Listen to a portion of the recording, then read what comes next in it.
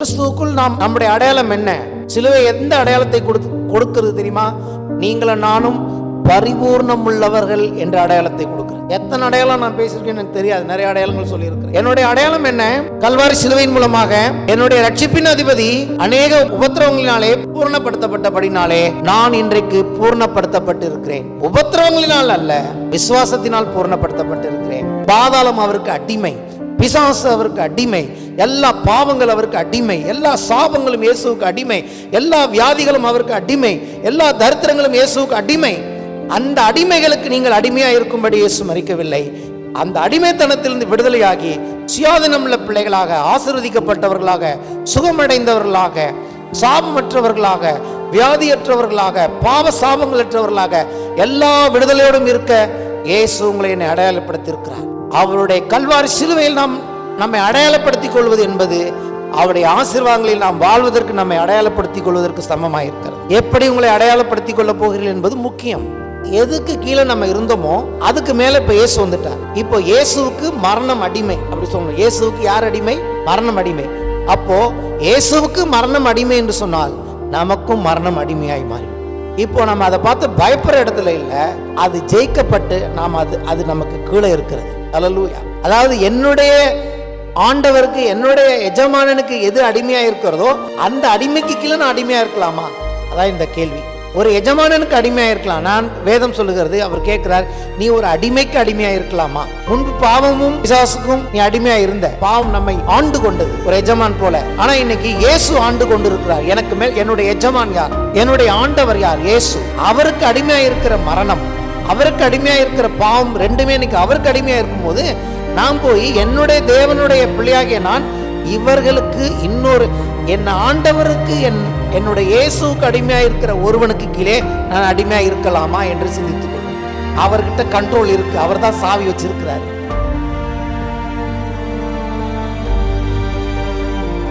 எபிரேயருக்கு எழுதின நிருபம் 2ஆம் அதிகாரம் 14 முதல் 15 வசனங்களை நான் வாசிக்கிறேன். ஆதலால் பிள்ளைகள் மாம்சத்தையும் இரத்தத்தையும் உடையவர்களாய் இருக்க அவரும் அவர்களைப் போல மாம்சத்தையும் இரத்தத்தையும் உடையவரானார். மரணத்துக்கு அதிகாரியாகிய பிசாசானவனை தமது மரணத்தினாலே அழிக்கும்படிக்கும் ஜீவகாலமெல்லாம் மரண பயத்தினாலே அடிமைத்தனத்திற்குள்ளானவர்கள் யாவரையும் விடுதலை பண்ணும்படிக்கும் அப்படியானார். இந்த செய்தியுடைய மொத்த சாராம்சம் என்னன்னு கேட்டீங்கன்னா, அதை ஒரே வரியில சொல்லிடுறேன். அவருடைய மரணம் என்னுடைய அடையாளம். சொல்லுவோமா? அவருடைய இயேசுவின் மரணம் என்னுடைய அடையாளம். இந்த பகுதி, இதோடைய கான்டெக்ஸ்ட், இதோடைய பின்னணி, இந்த வசனத்திற்கு மேலே இருக்கிற வசனம், இந்த வசனத்திற்கு கீழே இருக்கிற வசனம், இதை கொண்டு இந்த பகுதி முழுமையாக எதை பற்றி சொல்ல வருகிறதோ, யாரை பற்றி சொல்ல வருகிறதோ, அதனுடைய முக்கியமான நோக்கம் என்ன என்பதை இந்த காலவேளை நீங்கள் நான் புரிந்து கொள்ள கர்த்தருடைய ஆவியானவர் ஒவ்வொருவருக்கும் உதவி செய்வாராக. ஒன்று, நீங்களும் நானும் மீட்கப்பட வேண்டும், நீங்களும் நானும் எல்லா அடிமைத்தனத்திலிருந்தும் விடுதலையாக வேண்டும் என்று அப்படியானார். பிசாசை அழிக்கும்படியும் அப்படி ஆனார் என்று எழுதியிருக்கிறது. மாம்சத்தையும் இரத்தத்தையும் உடையவராய் வந்தால் மாத்திரமே மரிக்க முடியும். மரிக்கணும்னா அதுக்கு என்ன தேவை? மாம்சம் தேவை. ரத்தம் சிந்தப்பட்டால்தான் நம்மை விடுதலையாக்க முடியும். அதே சமயத்தில் பிசாசானவனை அழிக்கும்படியாக இயேசு நம்மை போல மாம்சத்தையும் இரத்தத்தையும் உடையவராய் வந்தார் என்று எழுதியிருக்கிறது. அது அதை புரிஞ்சுக்கிறது ஒன்றும் பெரிய விஷயம் அல்ல.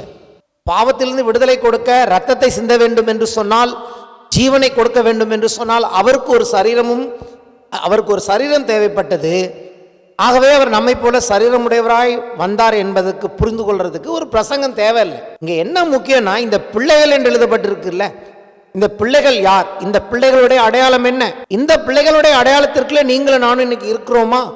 அப்படி இல்லைன்னா அதை இந்த காலவெளி கொஞ்சம் நாம் சிந்தித்து பார்க்க வேண்டும். அப்படி பிள்ளைகளாய் இல்லாதவர்கள் இந்த செய்தியை நீங்கள் கேட்கும்போது நீங்கள் தேவனுடைய பிள்ளைகளாய் மாற வேண்டும் என்று நான் உங்களுக்கு ஆலோசனை கொடுக்கிறேன். யார் இந்த பிள்ளைகள் அப்படின்னு பார்த்தீங்கன்னா, பொதுவாக என்ன நினைச்சிருவாங்க, பிள்ளைகள் மாம்சத்தையும் ரத்தத்தையும் உடையவர்களாக இருக்கணும்னே. சிருஷ்டிப்பில் இருக்கிற எல்லா மனுஷங்களுமே என்னவா இருக்காங்க? மாம்சத்தையும் ரத்தத்தையும் உடையவர்களாக இருக்கிறார்கள். மனிதர்கள் மாம்சத்தையும் ரத்தத்தையும் உடையவர்களாக இருக்கிற அப்படின்னாலே இயேசு மனிதனாக வந்தார். இது ஏற்றுக்கொள்ளக்கூடியது தான், நான் இல்லைன்னு சொல்ல. மனிதர்கள் எல்லாரும் ரட்சிக்கப்பட வேண்டும் என்பது தேவ சித்தம்தான். ஆனால் இந்த வசனம் யாரை பிள்ளைகள் என்று சொல்லுகிறது? எல்லாருக்காகவும், அதாவது மனிதர்களாக வந்த எல்லாருக்காகவும் இயேசு ரத்தம் சிந்தினார் என்பது பொதுப்படையான காரியமாக இருந்தாலும், எபிரேய ஆசிரியர் இந்த இடத்தில் யாரை பிள்ளைகள் என்று சொல்லுகிறார் என்பதை நான் விளக்க விரும்புகிறேன். அதற்கு பிறகு இந்த பிள்ளைகள் யார் என்பதை நீங்களாகவே முடிவெடுத்துக் கொள்ளுங்கள். இந்த செய்தியை கேட்கிற நீங்களே யார் பிள்ளைகள் என்பதை முடிவெடுத்துக் கொள்ளுங்கள் என்பதை நான் உங்கள் கையிலே விட்டு விடுகிறேன். ஏன்னா நான் வசனத்தை பிரசங்கிக்கிறேன். எபிரேயர் 2:13, நான் அவரிடத்தில் நம்பிக்கையாயிருப்பேன் என்றும் இதோ நானும் தேவன் எனக்கு கொடுத்த பிள்ளைகளும் என்று சொல்லியிருக்கிறார். நான் இயேசுவை பற்றிய வசனம், நான் அவரிடத்தில் நம்பிக்கையாயிருப்பேன் என்றும் இதோ நானும் தேவன் எனக்கு கொடுத்த பிள்ளைகளும் என்று சொல்லியிருக்கிறார். அப்போ இந்த பிள்ளைகள் பிறந்தவர்கள் அல்ல, இவர்கள் தேவனால் இயேசுவுக்கு கொடுக்கப்பட்டவர்கள். நீங்களும் நானும் தேவனால் இயேசுவுக்கு கொடுக்கப்பட்டவர்கள். ஆமென். அப்போ இந்த வசனம் எங்க இருக்கு? நானும் தேவன் எனக்கு கொடுத்த பிள்ளைகளும் என்று சொல்லியிருக்கிறார்னு எபிரேய ஆசிரியர் எழுதுறாருல, இது பழைய ஏற்பாட்டில் இருக்கு. அங்கே என்ன எடுத்து அவர் பேசுகிறார், அங்கே நான் போக விரும்புகிறேன். ஏசாயா 8:17 முதல் 22 வசனங்கள். நானோ யாக்கோபின் குடும்பத்துக்கு தமது முகத்தை மறைக்கிற கர்த்தருக்காக காத்திருந்து அவருக்கு எதிர்பார்த்திருப்பேன். இதோ நானும் கர்த்தர் எனக்கு கொடுத்த பிள்ளைகளும், இந்த வசனத்தை தான் அவர் பேசுறார். இதோ நானும் கர்த்தர் எனக்கு கொடுத்த பிள்ளைகளும் சியோன் பர்வதத்தில் வாசமாயிருக்கிற சேனைகளின் கர்த்தராலே இஸ்ரேலில் அடையாளங்களாகவும் அற்புதங்களுமாக இருக்கிறோம். அவர்கள் உங்களை நோக்கி அஞ்சனம் பார்க்கிறவர்களிடத்திலும் முணு என்று ஓதுகிற குறிகாரிடத்திலும் விசாரியுங்கள் என்று சொல்லும்போது ஜனங்கள் தன் தேவனிடத்தில் விசாரிக்க வேண்டியதல்லவோ, உயிருள்ளவர்களுக்காக செத்தவர்களிடத்தில் விசாரிக்கலாமா? வேதத்தையும் சாட்சி ஆகமத்தையும் கவனிக்க வேண்டும். இந்த வார்த்தையின்படியே சொல்லாவிட்டால் அவர்களுக்கு விடியற்காலத்து வெளிச்சம் இல்லை. இடுக்கண் அடைந்தவர்களாயும் பட்டினியாயும் தேசத்தை கடந்து போவார்கள். அவர்கள் பட்டினியாய் இருக்கும் போது மூர்க்க வெறி கொண்டு தங்கள் ராஜாவையும் தங்கள் தேவனையும் தூஷிப்பார்கள். அவர்கள் அண்ணாந்து பார்ப்பார்கள், பூமியையும் நோக்கி பார்ப்பார்கள். ஆனாலும் இதோ இக்கட்டும் அந்தகாரமும் இருக்கும். இடுக்கத்தால் இருளடைந்த அந்தகாரத்திலே தள்ளுண்டு அலைவார்கள். பிள்ளைகள் சொல்லிட்டு என்னென்னமோ எழுதியிருக்குன்னு யோசிக்காது. சியோனில் வாசமாயிருக்கிற கர்த்தராலே இஸ்ரேலில் அடையாளங்களும் அற்புதமாக இருக்கிற பிள்ளைகள். இவர்கள் உலகத்தில் இருக்கிற பிள்ளைகள் அல்ல, சியோனில் வாசமாயிருக்கிற தேவனாலே கொடுக்கப்பட்ட இந்த பிள்ளைகள் எங்க இருக்கிறாங்கன்னு கேட்டீங்கன்னா, இஸ்ரேலிலே எருசலேமிலே அடையாளங்களாகவும் அற்புதங்களுமாக இருக்கிறார்கள். எங்க இவங்க இருக்காங்கன்னா சபையில் இருக்கிறார்கள். சாதாரணமாக இல்லை, இவர்கள் சயின்ஸ் அண்ட் ஒண்டர்ஸ், அற்புதங்களாகவும் அடையாளங்களுமாக இருக்கிறார்கள். அப்போ இவங்களுடைய அடையாளம் என்ன? இந்த பிள்ளைகளுடைய அடையாளம் என்னன்னு கேட்டீங்கன்னா, இவங்க ஜீவனுள்ள தேவனுடைய பிள்ளைகள். இவர்கள் வாசம் பண்ணுகிற இடம் எருசலேம். ஆமென். இவர்கள் உலகத்தில் இருக்கிற பிள்ளைகள் அல்ல, இவர்கள் எருசலேமில் இருக்கிற பிள்ளைகள். எருசலேமில் இருக்கிற இந்த பிள்ளைகளுக்காக அவர் ரத்தம் சிந்தும்படி வந்தார். ஹல்லேலூயா. சரி, என்ன எங்க இதெல்லாம் எழுதியிருக்குன்னு கேட்டீங்கன்னா, ஒரு சில வசனங்களை காண்பிக்க விரும்புகிறேன். இங்க இந்த பிள்ளைகள் யார் கிடையாதுன்னு முதல்ல சொல்லிடுறேன். இவங்க அஞ்சனம் பார்க்கிறவங்க, குறிக்காரவங்கள்ட்ட போயிட்டு விசாரிக்கிற பிள்ளைகள் இல்லை. இந்த பிள்ளைகளுக்கு தேவன் ஒருவர் இருக்கிறார். இவங்க போயிட்டு விக்கிரகங்கள்கிட்டையோ, குறி சொல்றவங்கள்ட்டையோ, ஜாதகம் பார்க்கிறவன்ட்டையோ, அஞ்சனம் பார்க்கிறவன்ட்டையோ விசாரிக்கிற பிள்ளைகள் இல்லை. இன்னைக்கு எத்தனை பிள்ளைங்க அப்படி இருக்காங்கன்னு எனக்கு தெரியாது. ஏன்னா நான் சொன்னபடி இந்த பிள்ளைகளுக்கு சில அடையாளங்கள் இருக்கிறது. இந்த பிள்ளைகளுடைய தேவன் ஜீவனுள்ள தேவன். உயிருள்ளவர்களுக்காக செத்தவர்களிடத்தில் விசாரிக்கலாமா? இந்த பிள்ளைகளுக்கு ஜீவனுள்ள தேவன் ஒருவர் இருக்கிறார். அவரிடத்தில் அவர்கள் விசாரிக்கிறவர்கள், அவருடைய ஆலோசனையின்படி நடக்கிற எருசலேமில் இருக்கிற பிள்ளைகள் இவர்கள். அல்லேலூயா, ஆமென். இன்னொன்னு என்னன்னு கேட்டீங்கன்னா, இந்த பிள்ளைகளுக்கு ஒரு காரியம் இருக்கிறது. இந்த பிள்ளைகளுக்கு விடியற் காலத்தில் வெளிச்சம் வரப்போகிறது. ஆமென். இந்த பிள்ளைகளை தேவன் எதற்கு முன்குறித்தார்னா, சியோனில் வாசமாயிருக்கிற தேவன் இவர்களுக்கு விடியற் காலத்தை வாக்கு பண்ணியிருக்கிறார். ஆனால் இந்த சாட்சி ஆகமம், கர்த்தருடைய வார்த்தையின்படி கேட்காமல், கர்த்தருடைய வார்த்தையை மதிக்காமல் உலகத்தில் இருக்கிற பிசாசனிடத்திலும் குறிகாரனிடத்திலும் விசாரிக்கிறவர்களுக்கு இந்த விடியற் காலத்து வெளிச்சம் இல்லை. அவர்கள் என்ன பண்ண போகிறார்கள்? பட்டினியாகவும் இடுக்கண் அடைந்தவர்களாகவும் வெறி பிடித்து ஒரு நாள் வரப்போகிறது. இதெல்லாம் பின்னாடி நடக்க போற காரியம். தேவனை தூசிக்க போகிறார்கள் சிலர். அவர்கள் வாழ்க்கையில் இருள் இருக்கும், அவர்களுக்கு விடியற் காலத்து வெளிச்சம் கிடையாது. இதை குறித்து தான் பேச விரும்புகிறேன். என்ன விடியற் காலத்து வெளிச்சம்னா என்ன? ஹல்லேலூயா. அடுத்தது இந்த பிள்ளைகளை பற்றி என்ன வேதம் சொல்கிறது? நிறைய இடங்களில் இதை பற்றி எழுதியிருக்கிறது. வாசிப்போம். ரோமருக்கு எழுதின நிருபம் 9ஆம் அதிகாரம் 25 முதல் 26 வசனங்கள். ரோமர் 9:25 முதல் 26. அந்தப்படி எனக்கு ஜனங்கள் அல்லாதவர்களை என்னுடைய ஜனங்கள் என்றும் சிநேகிக்கப்படாதிருந்தவளை சிநேகிக்கப்பட்டவர்கள் என்றும் சொல்லி அழைப்பேன். நீங்கள் என்னுடைய ஜனங்கள் அல்லவென்று அவர்களுக்கு சொல்லப்பட்ட இடத்திலே அவர்கள் ஜீவனுள்ள தேவனுடைய பிள்ளைகள் எனப்படுவார்கள் என்று ஓசியாவின் தீர்க்க தரிசனத்தில் சொல்லியிருக்கிறதே. இவங்க இஸ்ரேல் மக்கள் கிடையாது. இவங்க அந்த ஜனங்கள். அவர் கர்த்தர் சொன்னார் அவங்களை பார்த்து, நீ என்னுடைய ஜனங்கள் சொன்னாரு. ஆனால் அவருடைய ஜனங்களாய் அவர்கள் நடந்து கொள்ளவில்லை. அவர்கள் குறிகார இடத்தில் போனார்கள், அவர்கள் விக்கிரகத்தின் இடத்தில் போனார்கள். ஆனால் பிரஜாதியாராகிய சிலர் இருக்கிறார்கள். அவர்கள் தேவனுடைய ஜீவனுள்ள தேவனுடைய பிள்ளைகள் என்று அழைக்கப்படுவார்கள். ஜீவனுள்ள தேவனுடைய பிள்ளைகள் என்று அழைக்கப்படுகிறவர்கள் சியோனில் வாசமாயிருக்கிற கர்த்தராலே எருசலேமிலே இஸ்ரேலிலே அற்புதமும் அடையாளமாயிருப்பார்கள். அவர்கள் இப்படிப்பட்டவர்களிடத்தில் போகிறவர்கள் இல்லை. இதுதான் அந்த அடையாளம். இந்த பிள்ளைகளுக்காக இயேசு வந்தார் என்று எழுதியிருக்கிறது. விடியற் காலத்து வெளிச்சம்னா என்ன தெரியுமா? இந்த குறி கேட்கிறவர்களுக்கும் ஜீவனுள்ள தேவனிடத்தில் நம்பிக்கை இல்லாதவர்களுக்கு விடியற் காலத்து வெளிச்சம் இல்லை. விடியற் காலத்து வெளிச்சம்னா என்னன்னு கேட்டிங்கன்னா, இயேசு கிறிஸ்துவின் வருகையை தான் வேதம் விடியற் காலத்து வெளிச்சம் என்று சொல்லுகிறது. ஒரு சில வசனங்களை நான் காண்பிக்க விரும்புகிறேன். யோபு புஸ்தகம் 7ஆம் அதிகாரம் 21ஆம் வசனம். யோபு 7:21. என் மீறுதலை நீர் மன்னியாமலும் என் அக்கிரமத்தை நீக்காமலும் இருக்கிறது என்ன? ஆனால் நமக்கு என்ன பண்ணியிருக்கிறார்? இயேசு நம்முடைய மீறுதல்களை மன்னித்திருக்கிறார், அக்கிரமங்கள் நீக்கி இருக்கிறாரா? யோபு சொல்கிறான், என் மீறுதலை மன்னியாமலும் என் அக்கிரமத்தை நீக்காமலும் இருக்கிறது என்ன? இப்பொழுதே மண்ணிலே படுத்துக்கொள்வேன், விடியற் காலத்தில் என்னை தேடுவீரானால் நான் இரேன் என்றான். அதாவது நாம் அக்கிரமத்தை மன்னிக்காமல் என்னை விட்டுட்டீங்கன்னா நான் மண்ணில் போயிடுவேன். ஆனால் விடியற் காலம் என்பது இயேசு வரும்போது தேடுனீங்கன்னா அங்கே நான் இருக்க முடியாதே அப்படி என்கிறான். விடியற்காலம் என்பது என்ன? இயேசு என்னைக்கு வருகிறாரோ அதுதான் விடியற்காலம். அந்த விடியற்காலத்துக்கு வெளிச்சத்துக்கு இந்த பிள்ளைகள் பங்குள்ளவர்களாக இருக்கிறார்கள். இன்னொரு வசனம் காண்பிக்கிற புதிய ஏற்பாட்டிலிருந்து 2 பேதுரு 1ஆம் அதிகாரம் 19ஆம் வசனம். அதிக உறுதியான தீர்க்க தரிசன வசனமும் நமக்கு உண்டு. பொழுது விடிந்து, எழுதிக்கு பாருங்க, பொழுது விடிந்து விடிவெள்ளி உங்கள் இருதயங்களில் உதிக்கும் அளவும். இப்போ என்ன பண்ண, ஒரு நாள் வருகிறது பொழுது விடிய போகிறதாம். இன்னைக்கு பொழுது விடியலையா? விடிஞ்சிருக்கு. ஏன்னா இதெல்லாம் இல்லை, இயேசு வரப்போகிறார். பொழுது விடிந்து உங்கள் இருதயங்களில் உதிக்கும், விடிவெள்ளி உங்கள் இருதயங்களில் உதிக்கும் அளவும் இருளுள்ள ஸ்தலத்தில் பிரகாசிக்கிற விளக்கை போன்ற வசனத்தை கவனித்திருப்பது நலமாயிருக்கும். இயேசு என்னும் அந்த விடியற்காலம் உங்கள் வாழ்க்கையில் வரும் வரைக்கும் இருளில் இருக்கிற நீங்கள் உங்களுக்கு விளக்கு போன்று உதவி செய்கிற அந்த வசனத்தை, தீர்க்க தரிசன வசனத்தை நீங்கள் கவனிப்பது உங்களுக்கு நலமாயிருக்கும். இயேசு வர வரைக்கும் வாழ்க்கையில் என்ன விதமான காரியங்களுக்குள் நாம் கடந்து போனாலும், என்னடா குட் ஃப்ரைடேல வருகையை பற்றி பேசுகிறேன்னு நினைக்காதீங்க. அவர் சிந்தின ரத்தத்தை பற்றி தான் பேசிகிட்டு இருக்கேன். எதனால் ரத்தம் சிந்தினார் என்று சொன்னால், நீங்கள் ஜீவனுள்ள தேவனுடைய பிள்ளைகள் என்று அழைக்கப்படுவதற்கும் நீங்கள் அடையாளப்படுத்தப்படுவதற்கும் ஒரு நாள் வருகிறது. அந்த விடியற் காலத்து வெளிச்சம் உங்களுக்கு ஆண்டவர் வாக்கு பண்ணியிருக்கிறார். முணுமுணு என்று ஓதுகிற குறிகாரிடத்தில் குறிகேட்கிற பிள்ளைகள் அல்ல நாம். இன்னைக்கு எங்கே அதெல்லாம் கேட்டுட்டு இருக்காங்க? அது கேட்குறாங்களோ இல்லையோ, அதை விட மோசமான காரியங்கள் இன்னைக்கு வந்துருச்சு. பல காரியங்கள் இருக்கிறது. ஜீவனில் தேவனிடத்தில் விசாரிக்க வேண்டியவைகளை எங்கெங்கே விசாரித்து கொண்டு இருக்கிறார்கள். ஆனால் கர்த்தர் சொல்லுகிறார், தேவனுடைய பிள்ளைகள் நமக்கு ஆலோசனை கொடுக்கிற ஒரு கர்த்தர் இருக்கிறார். அவரை தவிர நமக்கு ஆலோசனை கேட்க இன்னொரு இடம் கிடையாது. இந்த தூஷிக்கிறவங்க யாருன்னு பார்ப்போம். வெளிப்படுத்தின விசேஷம் 16ஆம் அதிகாரத்தில் 2 வசனம் இருக்கு. 9ஆம் வசனம் 11ஆம் வசனம் ரெண்டுமே. அப்பொழுது மனுஷர்கள் மிகுந்த உஷ்ணத்தினாலே தகிக்கப்பட்டு இந்த வாதைகளை செய்ய அதிகாரமுள்ள தேவனுடைய நாமத்தை தூசித்தார்களே இல்லாமல் அவரை மகிமைப்படுத்த மனம் திரும்பவில்லை.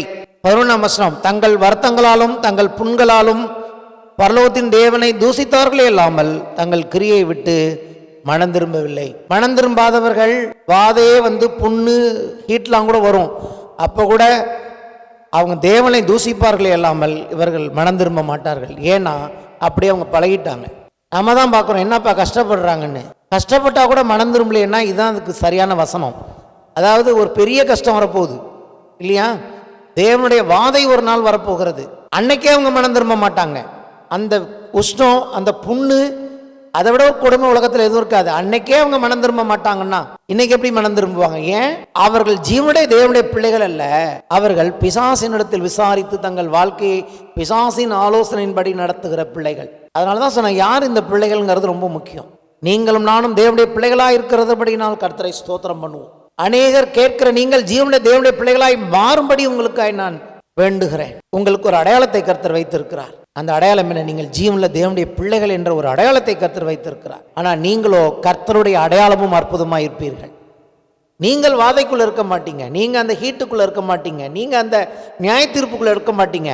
அதுக்கு பதிலாக நீங்கள் கர்த்தருடைய ஆலயத்தில் அற்புதமான பிள்ளைகளும் அடையாளமான பிள்ளைகளுமாக இருப்பீர்கள். அதை புரிஞ்சிட்டு இதுக்கப்புறம் அப்படிப்பட்ட பிள்ளைகளாய் நடந்து கொள்ளுங்கள். ஒரு பிள்ளை, தேவனுடைய பிள்ளை, நான் அற்புதமும் அடையாளமானவன் என்ற அறிவு வேண்டும். அவனுடைய பிள்ளைகளை பார்க்கும்போது என் பிள்ளைகள் அற்புதமும் அடையாளமானவர்கள் என்ற ஒரு ஞானம் வேண்டும். அதற்கேற்றபடி வளர்க்க வேண்டும். பிள்ளைகளை சபைக்கு கூட்டுவானா கூட்டிட்டு வரணும். இல்லை உன் பிள்ளை உலகத்தில் உள்ள பிள்ளையா போயிடும். உன் பிள்ளைகள் சீயோனில் காணப்பட வேண்டும், உன் பிள்ளைகள் எருசலேமில் காணப்பட வேண்டும். மாறாக வாதைக்குள் உன் பிள்ளைகள் காணப்படக்கூடாது. பிள்ளைகளை நீ கர்த்தருக்குன்னு வளர்க்கலன்னா உன் பிள்ளைகள் அற்புதமும் அடையாளமா இருக்க மாட்டார்கள், அவர் உலகத்தின் அடையாளத்தை பெற்றவர்களாக இருப்பார்கள். நான் அவரிடத்தில் நம்பிக்கையாக இருப்பேன் என்றும் இதோ நானும் தேவன் எனக்கு கொடுத்த பிள்ளைகள் என்று சொல்லியிருக்கிறார். இப்போ நான் சொன்னதை பற்றி உங்களுக்கு கொஞ்சம் கோபம் கூட வந்திருக்கலாம். இப்போ என்ன பண்ணணும்? எபிரேயர் 2:16 வரணும். அவர் தேவ தூதருக்கு உதவியாக கை கொடாமல் ஆபிரகாமின் சந்ததிக்கு உதவியாக கை கொடுத்தார். யாருக்கு இயேசு ரட்சிப்பை கொடுத்தார்னா ஆபிரகாமின் சந்ததி. யார் இந்த ஆபிரகாமின் சந்ததி? உண்மையிலே ஆபிரகாமுக்கு பிறந்த சந்ததியா? இல்லை. யோவான் 1:11 முதல் 12 வசனங்கள் சொல்லுகிறது. அவர் தமக்கு சொந்தமானதிலே வந்தார், அதாவது யூதர் வம்சத்தில் வந்தார். அவர் தமக்கு சொந்தமானதிலே வந்தார், அவருக்கு சொந்தமானவர்களோ அவரை ஏற்றுக்கொள்ளவில்லை. அவருடைய நாமத்தின் மேல் விசுவாசம் உள்ளவர்களாய் அவரை ஏற்றுக்கொண்டவர்கள் எத்தனை பேர்களோ அத்தனை பேர்களும் தேவனுடைய பிள்ளைகளாகும்படி அவர்களுக்கு அதிகாரம் கொடுத்தார். இவர்கள் யார்? இயேசுவை ஏற்றுக்கொண்டவர்கள். அல்லேலூயா. அந்த சந்ததி யார்? இந்த சந்ததி கலாத்தியர் 3:6 முதல் 7 வசனங்கள் சொல்லுகிறது. அப்படியே ஆபிரகாம் தேவனை விசுவாசித்தான், அது அவனுக்கு நீதியாக எண்ணப்பட்டது. ஆகையால் விசுவாச மார்க்கத்தார்கள் எவர்களோ அவர்களே ஆபிரகாமின் பிள்ளைகள் என்று அறிவீர்களாக. இயேசுவை விசுவாசித்தவர்களை தேவன் ஆபிரகாமின் சந்ததியாக எண்ணுகிறார். அந்த ஆபிரகாமின் பிள்ளைகளுக்கு உதவியாக தேவன் இயேசுவை அனுப்பினார். அவர் தேவதூதர்கள், விழுந்து போன தேவதூதர்களுக்கு கை கொடுக்கவில்லை. இயேசு கிறிஸ்துவை விசுவாசித்த அந்த விசுவாச பிள்ளைகளுக்கு, அவர் ஏற்றுக்கொண்டவர்கள் எத்தனை பேர்களோ அத்தனை பிள்ளைகளும் ஜீவனுள்ள தேவனுடைய பிள்ளைகளாக முடிய அவர்களுக்கு அதிகாரத்தை கொடுத்து விட்டார். அந்த பிள்ளைகளுக்காக இயேசு வந்தார். அந்த பிள்ளைகள் இஸ்ரேலில் அற்புதங்களும் அடையாளங்களாக இருக்கிறார்கள். அவர்கள் சபையில் இருக்கிறார்கள். அவர்கள் உலகத்தில் இல்லை. அவர்களை தேவன் அற்புதம் அடையாளமாக வைப்பார். அவர்களுக்கு ஒரு நம்பிக்கையை இயேசு கொடுத்திருக்கிறார். ஒரு நாள் வருகிறது, விடியற்காலத்து வெளிச்சம் வரும்போது அந்த பிள்ளைகள் அந்த வெளிச்சத்துக்குள் பிரவேசிப்பார்கள். Not all the people. This is the last opportunity everyone. நீங்கள் இப்பொழுதே தேவனுடைய பிள்ளைகளாக மாறலாம். இயேசு என்னும் இந்த தேவகுமாரன் மேல் வைக்கும் விசுவாசத்தினாலே நீங்கள் தேவனுடைய பிள்ளைகளாய் மாறி இந்த தேவனுடைய அடையாளத்தை, அந்த அடையாளம் பெற்றவர்களே அந்த வெளிச்சத்துக்குள் பிரவேசிப்பார்கள். கர்த்தர் எப்போதுமே அடையாளங்களின் தேவன். He is the God of signs and wonders. Israel மக்களுக்கு எப்போதுமே என்ன தெரியுமா? சயின்ஸ் அண்ட் ஒண்டர்ஸ் ரொம்ப முக்கியம். I know God personally. எனக்கு தேவனை தனிப்பட்ட விதத்தில் தெரியும். ஆகவே தைரியமாய் சொல்லுகிறேன், கர்த்தரிடத்தில் நான் எப்பொழுது கேட்டாலும் கர்த்தர் எனக்கு ஒரு அடையாளத்தை கொடுக்கிறவராக இருக்கிறார். இப்பொழுதும் அவர் அடையாளம் கொடுக்கிற தேவன். உங்கள் ஒவ்வொருக்கும் ஒரு அடையாளத்தை கொடுத்திருக்கிறார். உங்களுக்கு கொடுக்கப்பட்ட அடையாளம் என்ன? நீங்கள் ஜீவன்ல தேவனுடைய பிள்ளைகள். அந்த அடையாளம் இல்லாமல் நீங்கள் அந்த வெளிச்சத்துக்குள்ளே, விடியற் காலத்து வெளிச்சத்துக்குள்ளே போக முடியாது. ஆதலால் பிள்ளைகள், எந்த பிள்ளைகள்? இவ்வளோ நேரம் நான் பேசின பிள்ளைகள். இப்போ தெரியுதா பிள்ளைகள்லாம் யாருன்னு? அதான் சொல்லிட்டேன். அவங்க உங்கள்கிட்ட விட்டுறேன் யார் பிள்ளைகள் என்பதை. பிள்ளைகளுக்கு தான் இவ்வளோ நேரம் பேசியிருக்கேன். பிள்ளைகள் மாம்சத்தையும் இரத்தத்தையும் உடையவர்களாக இருக்க, அவரும் அவர்களைப் போல மாம்சத்தையும் இரத்தத்தையும் உடையவர் ஆனார்.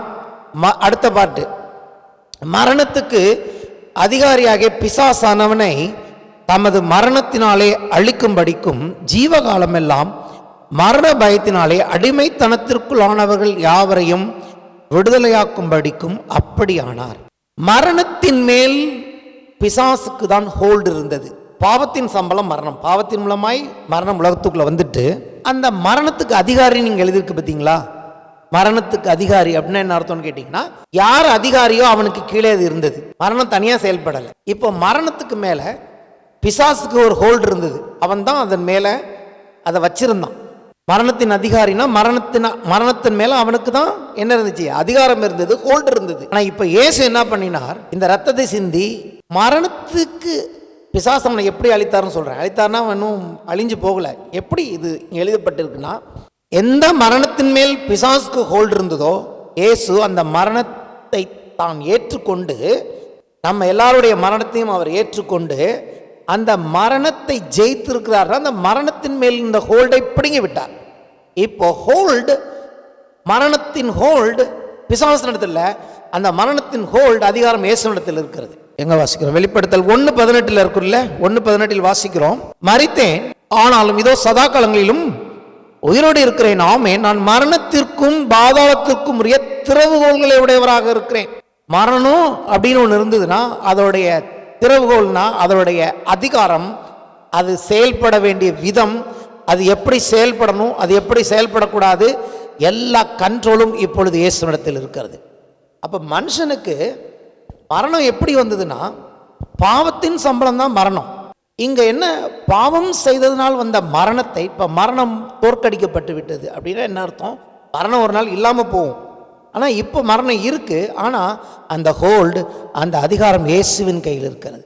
அப்போ ஜீவகாலமெல்லாம் அங்கே எழுதியிருக்கல, ஜீவகாலமெல்லாம் மரண பயத்தினாலே அடிமைத்தனத்திற்குள்ளானவர்கள். அப்போ என்ன, மரணத்தோட முக்கியமான ஃபங்க்ஷன் என்னன்னா, நம்மளை பயத்துக்குள்ளாகவே அடிமைத்தனத்துக்குள்ளே வைத்திருக்கிறது. பாவம் என்னும் அடிமைத்தனம் கொடுத்த எஃபெக்ட் என்னன்னா, மனுஷனை மரணம் என்னும் அடிமைத்தனத்துக்குள்ளே வைத்திருந்தது. அடிமைத்தனம்னா என்னன்னு கேட்டிங்கன்னா, யார் நமக்கு மேலே இருக்காங்களோ அவங்களுக்கு நம்ம கீழே அடிமையாக இருக்கும். மரணத்துக்கு அடிமையாக இருந்தோம். அதாவது மரணம் நமக்கு மேலே இருந்துச்சு, நம்ம அதுக்கு அடிமையாக இருந்தோம். இப்போ எதுக்கு கீழே நம்ம இருந்தோமோ அதுக்கு மேலே இப்போ இயேசு வந்துட்டார். இப்போ இயேசுவுக்கு மரணம் அடிமை அப்படி சொல்லணும். இயேசுவுக்கு யார் அடிமை? மரணம் அடிமை. அப்போ இயேசுவுக்கு மரணம் அடிமை என்று சொன்னால் நமக்கும் மரணம் அடிமையாய் மாறிவிடும். இப்போ நம்ம அதை பார்த்து பயப்படுற இடத்துல இல்லை, அது ஜெயிக்கப்பட்டு நாம் அது நமக்கு கீழே இருக்கிறது. அல்லேலூயா. இப்போ மரணம் வந்ததுன்னா நம்ம என்ன நினைக்கக்கூடாது, மரணம் வந்துட்டுனா நம்ம மரிச்சிட்டோம், கிடையாது. டெம்பரரியாக நம்ம நித்திரை தான் அடைகிறோம். வேதம் சொல்கிறது நாம் நித்திரை அடைகிறோம், மரிக்கவில்லை. அல்லேலூயா. முன்னாடி மரித்து விட்டாங்க சொல்லுவாங்க. ஆனால் இப்போ இயேசுவின் மரணத்துக்கு பிறகு தேவனுடைய பிள்ளைகள் இளைப்பாறுகிறார்கள் அல்லது நித்திரை அடைகிறார்கள். ஏன்னா மரணம் இன்னைக்கு நமக்கு மேலே இல்லை, மரணம் நமக்கு கீழே இருக்குது. ஏன்னா மரணம் இன்னைக்கு இயேசுவுக்கு கீழே. யார் ஜெயிக்கிறாங்களோ, இப்படி சொல்லலாம், யார் கையில் அதிகாரம் இருக்கிறதோ அது அவர்களுக்கு அடிமை. மரணம் முன்னாடியும் தனியாக இல்லை, அது பிசாசின் கையில் இருந்தது, இப்பொழுது இயேசுவின் கைக்கு வந்துவிடும். இந்த பிள்ளைகளை விடுதலையாக்கினது மட்டுமல்ல, இந்த பிள்ளைகளுக்கு, இந்த ஜீவனுள்ள தேவனுடைய பிள்ளைகளுக்கு அடுத்து கர்த்தர் கொடுத்திருக்கிறது என்னன்னா, நீங்கள் மரணத்துக்கு அடிமை இல்லை என்று சொன்னால் பாவத்துக்கும் அடிமை இல்லை. பாவத்துக்கு அடிமை இல்லை என்று சொன்னால் இந்த உலகத்தில் எந்த காரியத்துக்கும் நீங்கள் அடிமை இல்லை. நீங்கள் அடிமைத்தனத்தில் வாழும்படி அல்ல, சுதந்திரத்திலும் விடுதலையிலும் ஆசீர்வாதத்திலும் வாழ இந்த பிள்ளைகளுக்காக இயேசு மரித்தார். இயேசு கிறிஸ்துவின் மரணம் ஒன்று ஜீவனுள்ள தேவனுடைய பிள்ளைகளாய் நம்மை அடையாளம் காண்பித்திருக்கிறது. அடுத்த அடையாளம் என்னன்னு கேட்டிங்கன்னா, நம்முடைய அடையாளம் நாம் அடிமையின் அடையாளம் அல்ல. அந்த காலத்தில் அடிமைகளுக்குன்னு ஒரு அடையாளம் போடுவாங்க. இன்னைக்கு தேவன் அடிமைகளுக்கான அடையாளம் கொடுக்கவில்லை, பிள்ளைகளுக்குரிய அடையாளத்தை கொடுத்திருக்கிறார். அப்போ கடைசி வரைக்கும் இந்த அடையாளம் ரொம்ப முக்கியமாக இருக்கிறது. ரோமருக்கு எழுதின நிருபம் 6ஆம் அதிகாரம் 6-7 வசனத்தை வாசிக்கிறேன். நாம் இனி பாவத்துக்கு ஊழியம் செய்யாதபடிக்கு பாவ சரீரம் ஒளிந்து போகும் பொருட்டாக நம்முடைய பழைய மனுஷன் அவரோடு கூட சிலுவையில் அறையப்பட்டது என்று அறிந்திருக்கிறோம். மரித்தவன் பாவத்துக்கு நீங்கி விடுதலையாக்கப்பட்டிருக்கிறானே. இப்போ என்னுடைய அடையாளம் யாரோட தெரியுமா? கல்வாரி சிலுவையில் மரித்த இயேசுவோடு நான் அடையாளப்படுத்தப்பட்டு இருக்கிறேன். அப்போ இன்னைக்கு இந்த குட் ஃப்ரைடேல இயேசு கிறிஸ்துவின் மரணத்தை பார்க்குறீங்கன்னா அது உங்களுக்கு அடையாளம். என்ன அடையாளம்? அவரோடு கூட நானும் சிலுவையில் அறையப்பட்டிருக்கிறேன், நான் விடுதலையாக்கப்பட்டிருக்கிறேன் என்பதற்கு அது அடையாளமாக இருக்கிறது. கல்வாரி சிலுவையின் மரணம் நான் தேவனுடைய பிள்ளை என்றும், நான் மகிமைக்கென்று அழைக்கப்பட்டவன் என்றும், நான் விடியற்காலத்துக்கு என்று அழைக்கப்பட்டவன் என்கிற ஒரு அடையாளத்தை சிலுவை எனக்கு கொடுத்திருக்கிறது. தேவனுடைய பிள்ளைகளுக்கு சிலுவையின் அடையாளம் என்ன தெரியுமா? நீங்கள் விடுதலையாக்கப்பட்டவர்கள் என்பதின் அடையாளமாய் சிலுவை இருக்கிறது. சிலுவையை நீங்கள் ஒருவேளை ஒரு கிராஸ் போட்டிருக்கீங்கன்னா அது என்ன அடையாளம் கேட்டீங்கன்னா, இந்த சிலுவை என்ன அடையாளத்தை காண்பிக்கிறது? நான் விடுதலையாக்கப்பட்ட மகிமைக்கென்று தேவனால் தெரிந்து கொள்ளப்பட்ட ஜீவனுள்ள தேவனுடைய பிள்ளை. எனக்கு விடியற் காலத்து வெளிச்சம் வரப்போகிறது, ஒரு நாள் வருகிறதே, நான் அந்த விடியற் காலத்து வெளிச்சத்துக்கு அழைக்கப்பட்டு இருக்கிறேன். இந்த பூமியில் இப்படியே வாழ்ந்துட்டு போறதுக்கு மட்டுமல்ல, வாழும் போதே நான் விடுதலையோடு வாழ அழைக்கப்பட்டிருக்கிறேன். விடியற் காலத்து வெளிச்சத்திற்கு தேவன் என்னை அழைத்திருப்பார் என்று சொன்னால், no more bondage, no more slavery, no more sins, no more transgressions, no more iniquities in my life. என் வாழ்க்கையில் பாவத்துக்கோ சாபத்துக்கோ எந்த ஒரு மனுஷனுக்கோ மனுஷிக்கோ எந்த ஒரு அசுத்தத்துக்கோ நான் அடிமையானவன் இல்லை, வியாதிக்கு அடிமையானவன் இல்லை. தேவன் என்னை சுயாதீனத்துக்கு அழைத்திருக்கிறார் என்பதற்கு அடையாளமாய் சிலுவை இருக்கிறது. எத்தனையோ அடையாளங்களை தேவன் நமக்கு கொடுத்திருக்கிறார். ரத்தம் ஒரு அடையாளம், சொல்லுவோமா? ரத்தம் ஒரு அடையாளம். அந்த வீட்டை விட்டு அந்த வீட்டு பக்கம் வரும்போது சங்காரக்காரன் கடந்து போய்விட்டான். ரத்தம் அடையாளம் எனக்கு, சிலுவை அடையாளம் எனக்கு. விசுவாசத்தினாலே நீதிமான் பிழைப்பான் என்று எழுதியிருக்கிறபடி கர்த்தர் இந்த அடையாளங்களை கொடுத்திருக்கிறார். நீங்களும் நானும் அடையாளங்களும் அற்புதங்களுமாய் இருக்க வேண்டியவர்கள். பாவத்திற்கென்று ஒரே தரம் மரித்தார், அவர் பிழைத்திருக்கிறது, தேவனுக்கென்று பிழைத்திருக்கிறார். அப்படியே நீங்களும் உங்களை பாவத்துக்கு மரித்தவர்களாகவும் நம்முடைய கர்த்தராகிய இயேசு கிறிஸ்துவுக்குள் தேவனுக்கென்று பிழைத்திருக்கலாம் எண்ணிக்கொள்ளுங்கள். இது ஒரு அடையாளம். நீங்கள் பிழைத்திருக்கிறவர்கள் என்பதற்கு கல்வாரி சிலுவை அடையாளமாய் இருக்கிறது. நீங்கள் மரித்தவர்கள் இல்லை, நீங்கள் ஜீவனுடைய தேவனுடைய பிள்ளைகள். பாவத்துக்கு நான் மரித்து இருக்கிறேன் என்பதற்கு கல்வாரி சிலுவை அடையாளமாய் இருக்கிறது. 16ஆம் வசனம், மரணத்துக்கு ஏதுவான பாவத்துக்கானாலும் நீதிக்கு ஏதுவான கீழ்ப்படிதலுக்கானாலும் எதற்கு கீழ்ப்படியும்படி உங்களை அடிமைகளாக ஒப்புக் கொடுக்கிறீர்களோ அதற்கே கீழ்ப்படுகிற அடிமையார்கள் என்று அறியீர்களா? பாவத்தென்று நீங்கள் விடுதலையாக்கப்பட்டு நீதிக்கு அடிமையானீர்கள். ஒருவேளை நீங்கள் அடிமைகள் என்று அழைக்கப்படுவீர்கள் என்றால் இனி பாவத்துக்கு அடிமைகள் அல்ல, நீதிக்கு, தேவனுடைய நீதிக்கு அடிமைகளாக இருங்கள் என்று அவர் எழுதுகிறார். என்ன விதமான அடிமையாய் நாம் இருக்கலாம்? ஒருவேளை அடிமையாக இருக்குன்னா கர்த்தருடைய நீதிக்கு நாம் அடிமையாக இருக்கலாம், அது தப்பு இல்லை. அடிமை என்ற அடையாளம் நமக்கு கொடுக்கப்படும் என்றால் அது வேதம் சொல்கிறது, நான் நீதிக்கு அடிமையாக இருக்கிறேன், தப்பே கிடையாது. ஹல்லேலூயா. நான் பாவத்துக்கு அடிமை இல்லை, இப்பொழுது தேவனுக்கு அடிமையாக இருக்கிறேன். அப்ப நான் என்ன சொல்றேன்? இயேசுதான் இப்பொழுது எஜமான். பாவமும் மரணமும் இன்னைக்கு அவருக்கு அடிமையா இருக்கு. அதாவது என்னுடைய ஆண்டவருக்கு, என்னுடைய எஜமானனுக்கு எது அடிமையா இருக்கிறதோ அந்த அடிமைக்கு கீழே நான் அடிமையா இருக்கலாமா? அதான் இந்த கேள்வி. ஒரு எஜமானனுக்கு கீழே அடிமையா இருக்கலாம். ஹல்லேலூயா. ஒரு எஜமானனுக்கு அடிமையா இருக்கலாம். நான் வேதம் சொல்லுகிறது, அவர் கேட்கிறார், நீ ஒரு அடிமைக்கு அடிமையா இருக்கலாமா? முன்பு பாவமும் பிசாசுக்கும் நீ அடிமையா இருந்த, அவன் தான் நம்முடைய எஜமானாய் மேலே இருந்தான். பாவம் நம்மை ஆண்டு கொண்டது ஒரு எஜமான் போல. ஆனா இன்னைக்கு இயேசு ஆண்டு கொண்டு இருக்கிறார். எனக்கு மேல் என்னுடைய எஜமான் யார்? என்னுடைய ஆண்டவர் யார்? இயேசு. அவருக்கு அடிமையா இருக்கிற மரணம், அவருக்கு அடிமையா இருக்கிற பாவம், ரெண்டுமே இன்னைக்கு அவருக்கு அடிமையா இருக்கும்போது நான் போய் என்னுடைய தேவனுடைய பிள்ளையாகிய நான் இவர்களுக்கு இன்னொரு என் ஆண்டவருக்கு என்னுடைய இயேசுக்கு அடிமையா இருக்கிற ஒருவனுக்கு கீழே நான் அடிமையா இருக்கலாமா என்று சிந்தித்துக் கொள்ளுங்க. ஹல்லேலூயா. அதுவே அடிமை. அப்ப நம்ம பார்க்கணும், நம்மளை எது பயமுறுத்துது? மரணம். அந்த மரணம், மனிதர்களை பயமுறுத்தின மரணம் இன்றைக்கு அவருக்கு அடிமை. அவர்கிட்ட கண்ட்ரோல் இருக்கு, அவர் தான் சாவி வச்சிருக்கிறாரு. பாதாளம் அவருக்கு அடிமை, பிசாசு அவருக்கு அடிமை, எல்லா பாவங்கள் அவருக்கு அடிமை, எல்லா சாபங்களும் இயேசுவுக்கு அடிமை, எல்லா வியாதிகளும் அவருக்கு அடிமை, எல்லா தரித்திரங்களும் இயேசுவுக்கு அடிமை.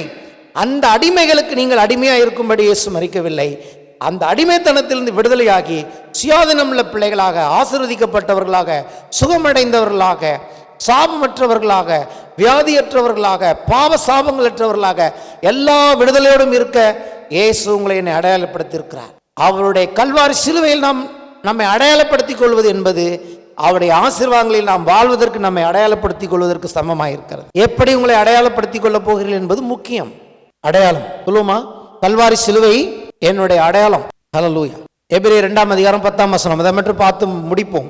ஏனென்றால் தமக்காகவும் தம்மாலையும் சகலத்தையும் உண்டாக்கினவர் அநேகம் பிள்ளைகளை மகிமையில் கொண்டு வந்து சேர்க்கையில், எங்க கொண்டு வந்து சேர்க்கணும்? கடைசியா அந்த விடியற் காலத்து வெளிச்சத்துக்குள்ள கொண்டு வந்து சேர்க்கணும் இல்லையா?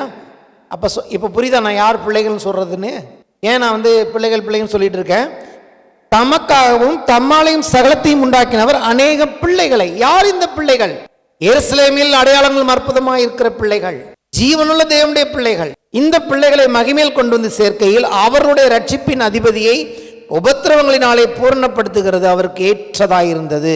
அடுத்தபடியாக ஒரு மனிதனாய் வந்தார், அவர் மாம்சமும் இரத்தமுடையவராக. அவர் அனுபவித்த பாடுகள். ஏன் தேவன் அவரை பாடுகளுக்குள்ள அனுப்பினார்னா மனுஷனாய் அவர் பாடுகளை அனுபவித்தார். ஹல்லேலூயா.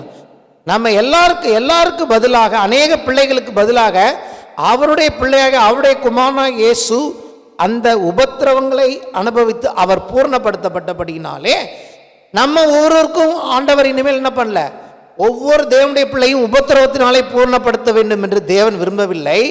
அவருடைய ஒரே குமாரனை உபத்திரவத்தினாலே பூர்ணப்படுத்தினபடினாலே அவருடைய பூர்ணத்தினாலே நாம் பூர்ணமடைந்திருக்கிறோம். இப்பொழுது தேவன் ஒவ்வொரு ரட்சிக்கப்பட்டாவே வா உன்னை உபத்திரத்தை வச்சு பூர்ணப்படுத்துகிறேன், அது வேதத்துக்கு ஒவ்வாதது.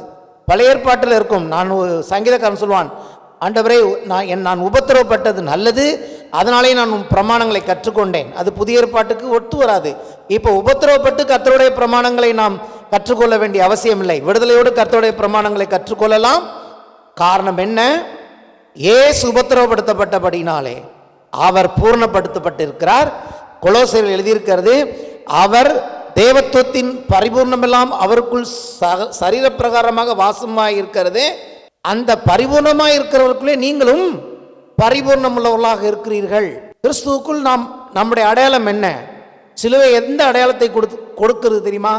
நீங்களும் நானும் பரிபூர்ணம் உள்ளவர்கள் என்ற அடையாளத்தை கொடுக்கிறது. எத்தனை அடையாளம் நான் பேசியிருக்கேன்னு எனக்கு தெரியாது, நிறைய அடையாளங்கள் சொல்லியிருக்கிறேன். என்னுடைய அடையாளம் என்ன? கல்வாரி சிலுவையின் மூலமாக என்னுடைய ரட்சிப்பின் அதிபதி அநேக உபத்திரவங்களினாலே பூர்ணப்படுத்தப்பட்டபடினாலே நான் இன்றைக்கு பூர்ணப்படுத்தப்பட்டு இருக்கிறேன். உபத்திரவங்களினால் அல்ல, விசுவாசத்தினால் பூர்ணப்படுத்தப்பட்டிருக்கிறேன். நான் என்னை அவரோடு அடையாளப்படுத்திக் கொள்வதனாலே. ஒரு பிள்ளை போகிறான், நீ யார் பிள்ளைப்பா அப்படின்னு கேட்குறாங்க. அவன் எப்படி அடையாளப்படுத்திக் கொள்வான்? யார் பிள்ளைன்னு கேட்டால் அவன் சொல்லணும், இந்த ஊர் இந்த தெருவில் இன்னார் இருந்தாரே அவருடைய பிள்ளை. ஓஹோ, அவருடைய பிள்ளையா? அதான் பார்த்தேன், அதான் அவரை போல இருக்க. அப்போது ஒரு பிள்ளைக்கு இந்த உலகத்தில் எங்கே போனாலும் என்ன கேட்குறாங்க? இனிஷியல் கேட்குறாங்க. அந்த பிள்ளை யார் என்ற அடையாளம் வேண்டும். எத்தனையோ ஐடி கார்டு கொடுக்குறாங்க, ஆதார் கார்டு கொடுக்குறாங்க. எல்லாமே எதுக்கு? இந்த தேசத்தில் நீங்கள் யார் என்று, நான் யார் என்று அடையாளப்படுத்தப்படுகிறோம். ட்ரெயினில் போனாலும் டிடிஆர் வந்து கொஞ்சம் நேரத்தில் கேட்பார், டிக்கெட் புக் பண்ணவர் தான் இந்த மனுஷனா? அதில் வேறு யாராவது அதில் பயணம் செய்கிறாங்களா? எப்படி கேட்குறாங்க? அந்த ஐடி கார்டு கேட்குறாங்க, எல்லாரையும் கேட்குறாங்க, ஐடி பார்க்குறாங்க. ஸோ அப்போ தேவனுடைய ராஜ்யம், பரலோகத்தின் தேவன் அந்த வெளிச்சத்துக்குள் பிரவேசிக்கும் போது அங்கே அடையாளங்கள் காணப்பட வேண்டும். அந்த அடையாளத்தில் ஒன்று, இயேசுவினால் நான் பூர்ணப்படுத்தப்பட்டவன். பூர்ணப்படுத்தப்பட்டவர்களே அங்கே பிரவேசிப்பார்கள். அல்லேலூயா. இத்தனை காரியங்களுக்காக இயேசு மாம்சத்தையும், அதை தான் சொல்கிறது, பிள்ளைகள் மாம்சத்தையும் இரத்தத்தையும் உடையவர்களாக இருக்க அவரும் அவர்களைப் போல மாம்சத்தையும் இரத்தத்தையும் உடையவரானார். எதுக்கு அவருக்கும் மாம்சம் ரத்தம் தேவைப்பட்டதுன்னா, நம்ம வாழ்க்கையில் ஒரு அடையாளத்தை கொடுக்கும்படி அவர் அப்படி ஆனார். பல அடையாளங்களை கொடுத்திருக்கிறார். நாம் சியோனில் வாசமாயிருக்கிற பரலோகத்தின் தேவனுடைய ஜீவனுள்ள தேவனுடைய பிள்ளைகள். அந்த அடையாளம் இருக்கா உங்களுக்கு?